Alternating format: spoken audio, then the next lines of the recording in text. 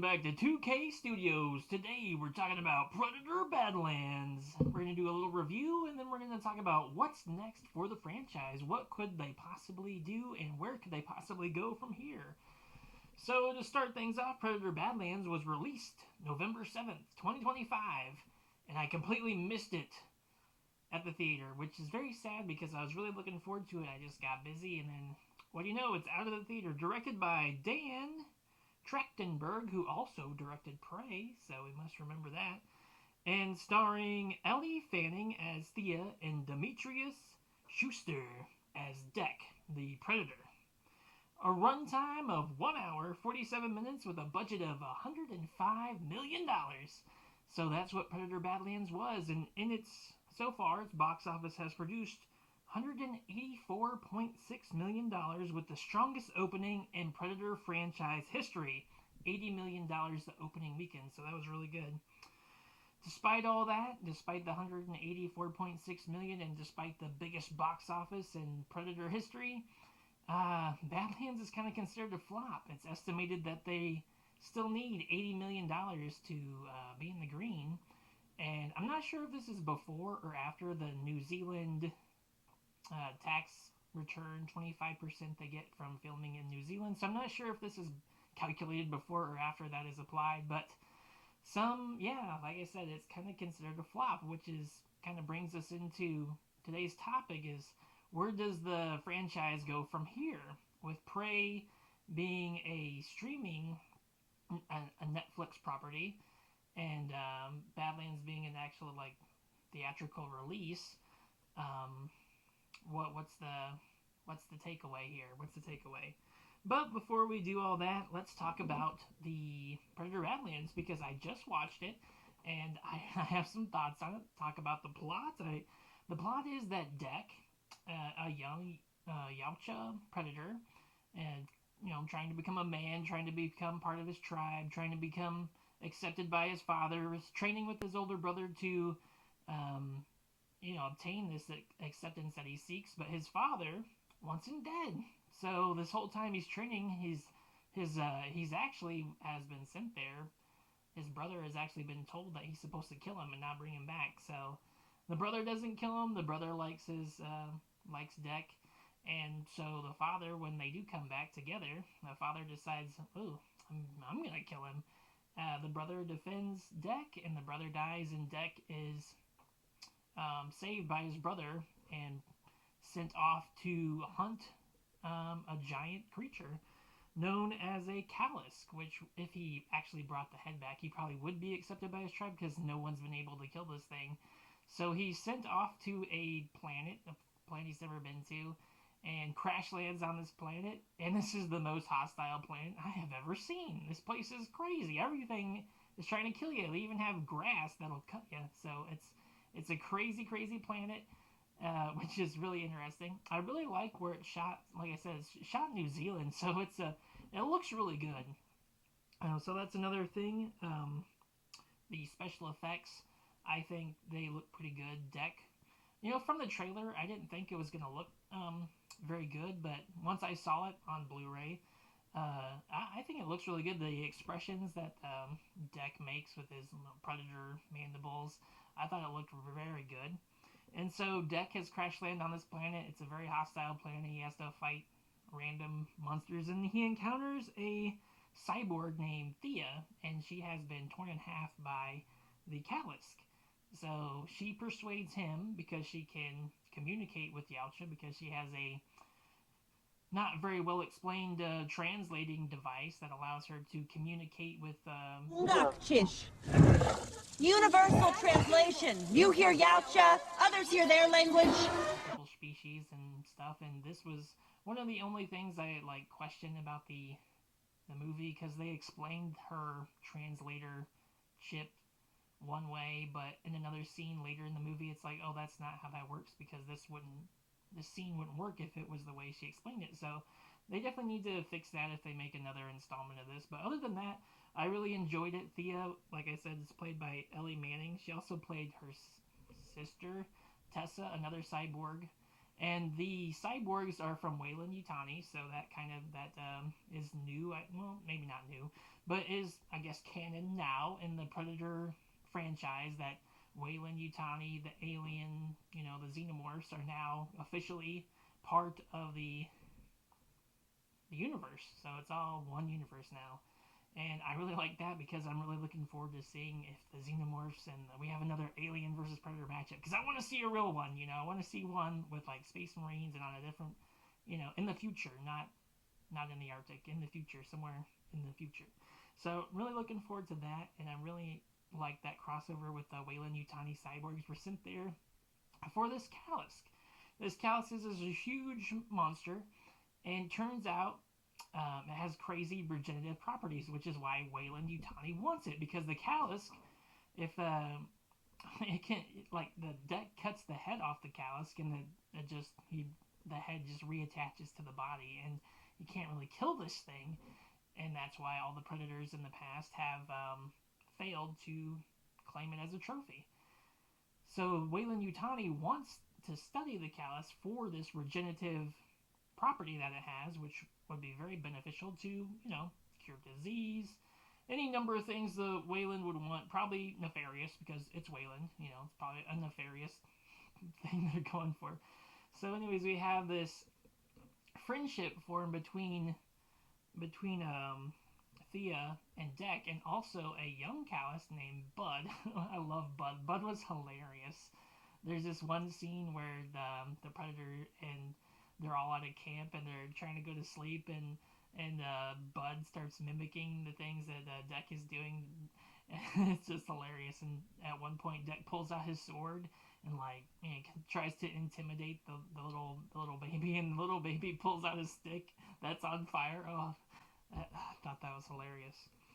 So, anyways, as the plot goes on, Thea and Deck captured by the evil cyborgs. Thea frees Deck because they can communicate, and the other cyborgs can't communicate. I guess she's like a special unit, and so they don't know what they're saying because they're speaking in Yautja. So they devise a plan for them to escape. Deck escapes, Thea doesn't, and Deck goes back to nature, this crazy place that Thea kind of showed him what some of the creatures do, and he's fought some of them, so he kind of has learned from those experiences. So he goes back to nature. He gathers, the razor glass. The razor grass. He, various tusks from the entities, and he befriends one of the spitty eel-like creatures by feeding it. So then he goes back and fights the cyborgs. Frees Thea, frees the giant Callisk because they froze it, and then there's a big showdown at the end where the good guys win and the bad cyborgs lose, and I liked it. I really liked the action. The only complaints I guess I would have is like the opening scene where the two predators are fighting and they're communicating, and they're both wearing masks. I couldn't tell which one was the brother and which one was Deck because they both kind of looked the same with their masks, and I couldn't tell who was saying what line.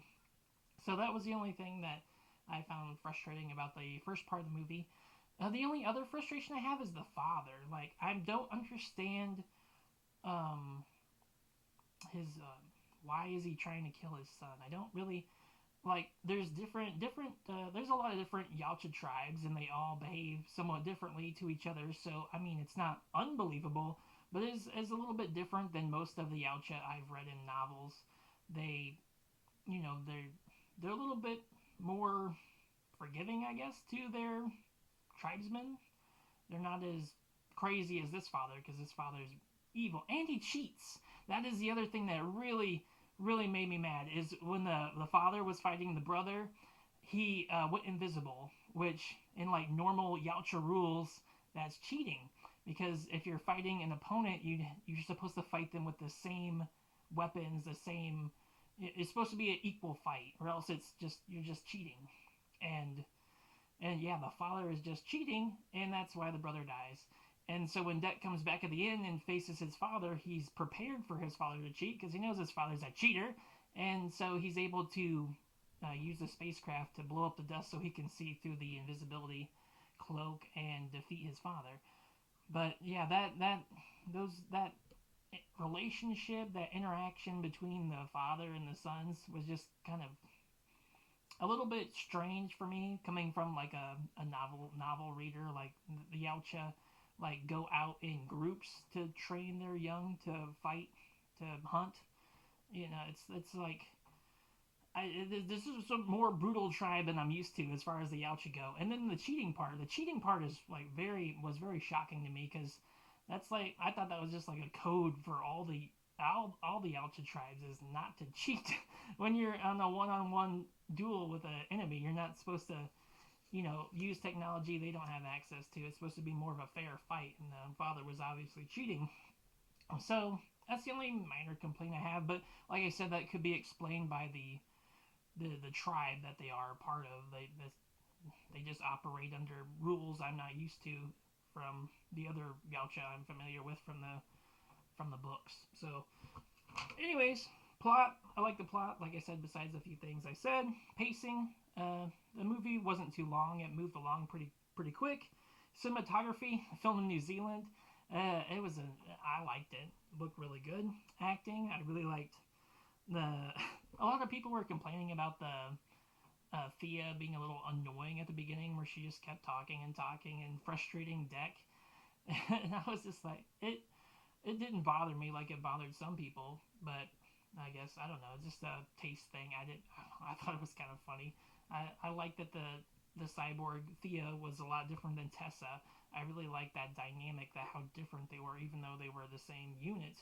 They still had really different personalities, and I'm not sure if that's a glitch in Thea or if that's just how, there's a lot of questions you have about cyborgs when it comes to Wayland. Like, how much autonomy do they have? Are they all programmed the same? Do they have like the codes where they're not allowed to hurt humans? Like in the old Aliens, like the rules or whatever that they have in the second Alien movie with that cyborg where he's not allowed to hurt people. But yeah, so there's a lot of questions I have about everything. What does this mean for the universe?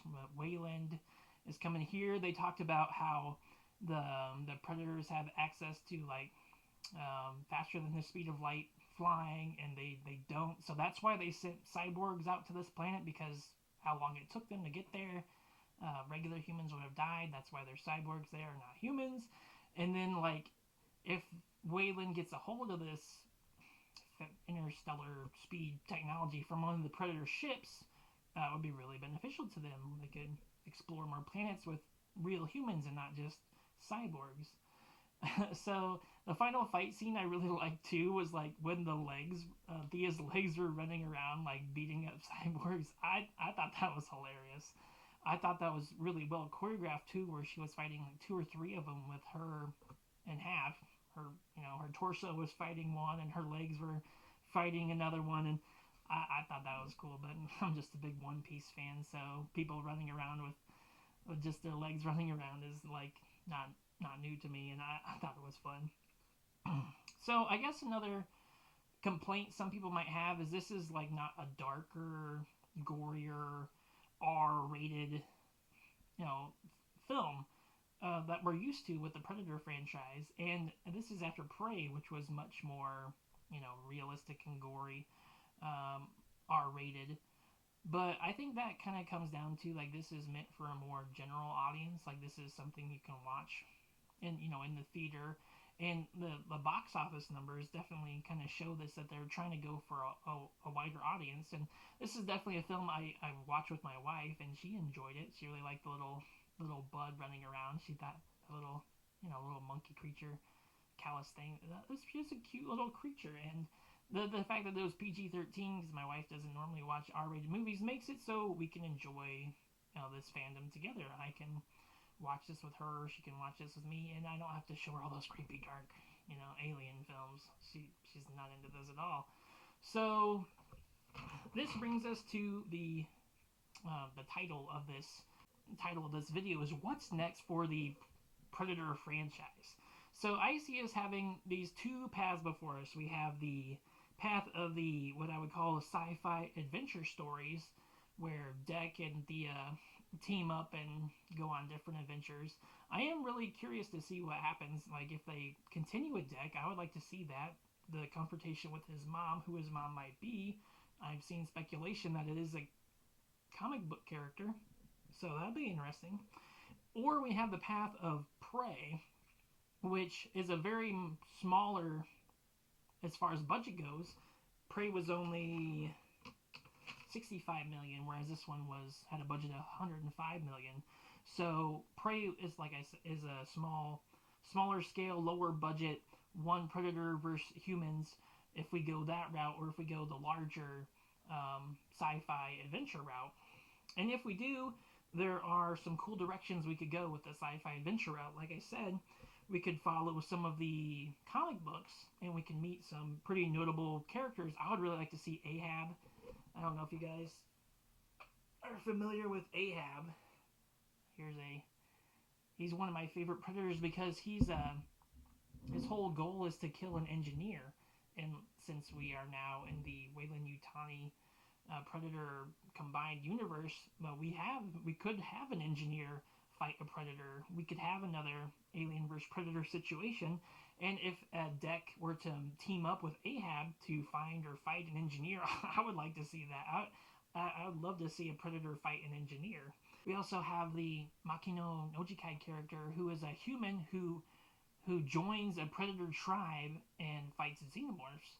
So that would be really interesting to see when Deck would meet that person, and that whole plot would be really interesting to see. Xenomorphs, Deck.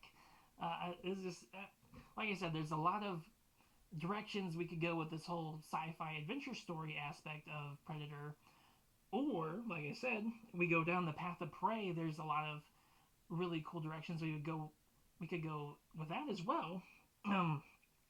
I really like this one short story by Steve Perry. It's called Rematch. And in this short story, an old veteran sniper, is hunted by two predators because he previously killed a predator back when he was young. So he's garnered a reputation amongst the predators that this is a admirable opponent because he had previously killed a predator, and now they're coming back to hunt him again in his old age. So I think this would be a perfect opportunity to get Arnold back in the franchise and have him rematch with these predators. Like I said, it's a short story by Steve Perry, and it's called Rematch. You can find, there's a whole collection of Predator short stories on Audible. It's under the title Predator If It Bleeds. So if you look up on Audible Predator If It Bleeds, you'll find this whole collection of short stories, and all of them are really good and really fun to listen to, especially like this rematch. Like I said, this would be a perfect opportunity for Arnold to come back and face another predator, two predators this time, possibly. So you'll have to listen to that audio to find out what happens, because I'm not spoiling it for you, but the old veteran guy versus two predators, it's a good story. So which path should we take? Where should we go from here? I would like to see us try both these paths. I would love to see where the sci-fi adventure story goes from here. I'd love to see more of Deck, more of Thea, and more of Bud. I love that little character. Pretty big now. It's like almost full grown. But I'd love to see them fight xenomorphs. I'd love to see them fight engineers. I'd love to see them interact with more of the comic book predators, like Broken Tusk and, like I said, the humans who have joined predator tribes. I'd love to see all that. All that could be explored in these bigger budget movies. And I would also love to see some of these shorter stories be adapted into live action. So it's like Predator versus somewhere in history, some people in history, or like I said, Predator Rematch, where Arnold comes back. Predator Badlands, what I thought about it, guess I'm gonna get my pencil out here, do some grading. Plot, I'd say that's about a 7 out of 10. Pacing, I'm gonna say that's about a 7. Cinematography, I really liked, I'm gonna give that an 8. Acting, I really liked, so I'm gonna give that a 7. Script, script could have been better. I'll give that a 6. Special effects were really good. I'll give that a 9. Alright, adding all those numbers up and dividing them by 6 because I had 6 categories, I'm giving this movie a 7.3 out of 10. IMDb gave it a 7.2, and they had an 86% on Rotten Tomatoes. So, like I said, a good movie, definitely a 7.3 out of 10 for me. I can't wait to see where the Predator franchise goes next. And if you like this video, or if you have any opinions where you think it should go next, leave a comment below. Until next time, thanks for watching. Adios.